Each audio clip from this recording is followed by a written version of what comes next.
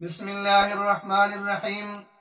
عزیزان محترم، جناب محمد الرسول اللہ صلی اللہ علیہ وسلم رمضان المبارک سے اتنی محبت فرماتے تھے کہ اکثر اس کے پانے کی دعا کیا کرتے تھے، اور رمضان المبارک کا اہتمام ماہ شعبان میں روزوں کی کثرت کے ساتھ ہو جاتا تھا، اور آپ صلی اللہ علیہ وسلم بڑے شوق، بڑے ذوق اور بڑی محبت سے ماہ رمضان کا انتظار کیا کرتے تھے اور اس کا استقبال فرمایا کرتے تھے۔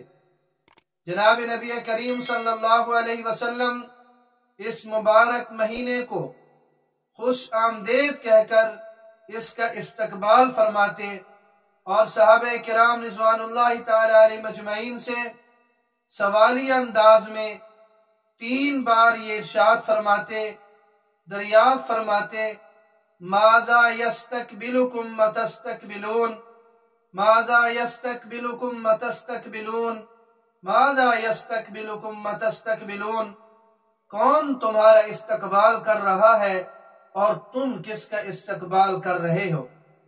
حضرت عمر بن خطاب رضی اللہ تعالیٰ عنہ نے عرض کیا، یا رسول اللہ، کیا کوئی وحی اترنے والی ہے؟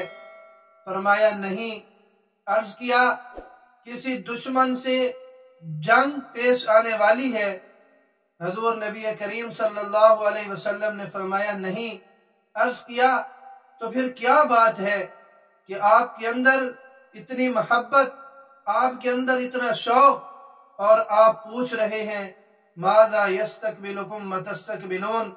آپ صلی اللہ علیہ وسلم نے فرمایا کہ نہیں عمر، ایک ایسا مہینہ آنے والا ہے جس کی فضیلت یہ ہے کہ ان اللہ یغفر فی اول لیلۃ من شہر رمضان لکل اہل القبلۃ، کہ اللہ رب العزت ماہ رمضان کی برکت کی وجہ سے پہلی رات میں ہی، رمضان المبارک کی پہلی رات ہی میں تمام اہل قبلہ کی مغفرت فرما دیتے ہیں، تمام اہل قبلہ کو بخش دیتے ہیں۔ تو یہ جناب نبی کریم صلی اللہ علیہ وسلم اس اہتمام کے ساتھ اور اس شوق اور محبت کے ساتھ رمضان المبارک کا استقبال فرمایا کرتے تھے۔ اللہ رب العزت ہمیں بھی رمضان المبارک کی قدردانی کی توفیق نصیب فرمائے۔